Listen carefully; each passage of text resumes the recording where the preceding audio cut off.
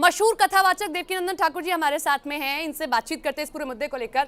आपकी भी एक याचिका इलाहाबाद हाईकोर्ट में दायर है और उसमें आप ये कहते हैं कि कुछ हमारे मूर्तियां हैं उनको हमें वापस दीजिए, उस पर तो सुनवाई होगी, लेकिन इस मामले को कैसे देखते हैं?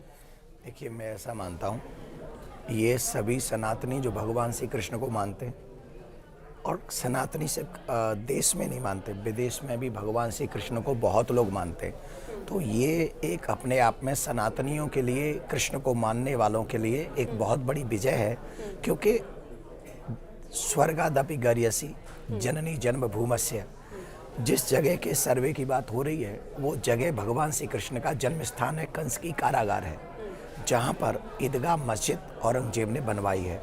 तो आज अगर हाई कोर्ट ये ऑर्डर करता है और सर्वे होता है तो इसमें दूध का दूध पानी का पानी होगा और सनातनियों की भावना का सम्मान होगा, जो कि हम सबके लिए बहुत जरूरी है। देवकीनंदन जी, एसटी हसन है, समाजवादी पार्टी के सांसद और साथ ही साथ असदुद्दीन ओवैसी, वो सब ये कहते हैं कि जब ये सब कुछ हुआ था, जब औरंगजेब की आप बात करते हैं, तब राजाओं का राजतंत्र चलता था, लोकतंत्र था नहीं, संविधान था नहीं, जहां वो चाहे वहां वो मस्जिद बना दे, मंदिर बना दे, ये सब चलता था। अब आप लोग गड़े मुर्दे क्यों उखाड़ रहे हैं? ताकि दो धड़े आपस में लड़े, इसलिए ऐसा किया जा रहा है? पहले आप लोग अयोध्या की बात कर रहे थे, फिर काशी गए और अब मथुरा की बात हो रही है। मैं आपसे बात कर रहा हूँ कि लड़ने की बात ही नहीं है। अगर ये धड़ा कह रहा है कि हमारे कृष्ण हैं, तो दूसरा धड़ा कह दे ठीक है ले लो भाई। वहाँ तो उनका कोई पीर पैगंबर आया नहीं, तो जब उनका पीर पैगंबर कोई आया ही नहीं तो उसमें लड़ने की बात ही नहीं है, वो अपने घर जाए। तो ये भी तो कर सकते हैं, लेकिन ये करने की बजाय वो लड़ा रहे सबको।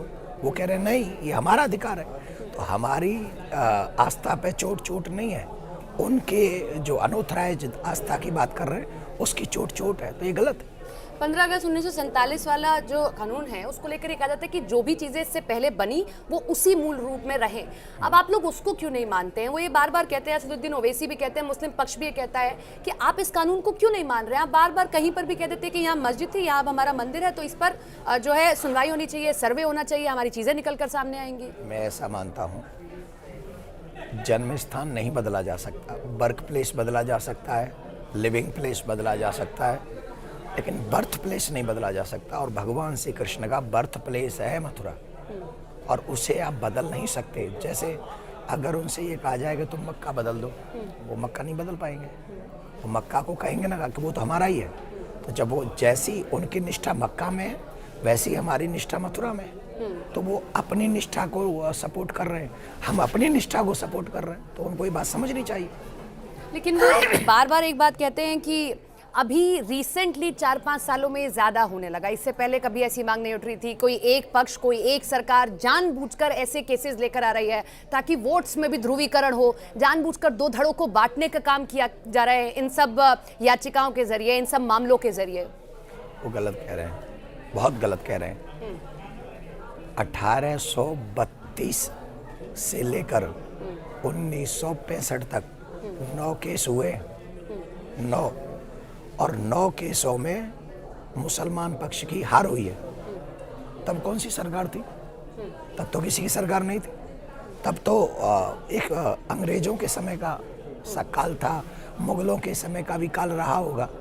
तब तो ये बात नहीं थी। ये झूठ बोल रहे हैं, ये झूठ है। झूठ के बल पे वो अपनी गद्दी के लिए, चुनाव के लिए, पार्टी के लिए एक ऐसी व्यवस्था क्रिएट कर रहे हैं जिससे उनको लाभ मिल सके। पर हम इस बात को नहीं मानते। हमारा मतलब राजनीति से नहीं है, हमारा मतलब धर्म से है, हमारा मतलब आस्था से है, हमारा मतलब कृष्ण जन्मभूमि से है, भगवान के कृष्ण के सम्मान के लिए है, और ये काम हम करके रहेंगे। देवकीनंदन जी, आपने बचपन भी अपना ब्रज में गुजारा, आप अभी वहाँ से ही कथा आपने शुरू की थी, अब तो आप बहुत बड़े कथावाचक हो गए हैं, दूर दूर तक वृंदावन को समझाते दिखाते हैं।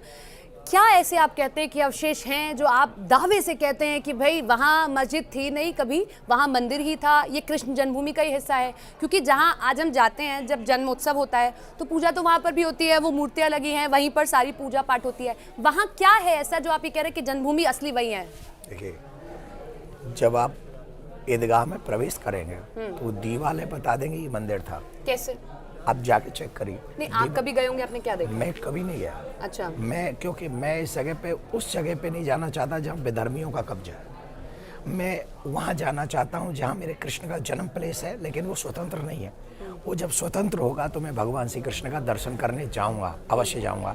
और आप जब अंदर जाएंगे तो वहाँ आपको शेषनाग का चिन्ह दिखाई पड़ेगा। ये आपको लोगों ने बताया जो उन्हीं लोगों ने बताया। जो अच्छा जो मस्जिद में है उन्हीं लोगों ने बताया। Exactly. वो आपको आके बता रहे हैं कि वहाँ शेषनाग का चिन्ह है और ये सब चीजें। मुझे कैसे पता है?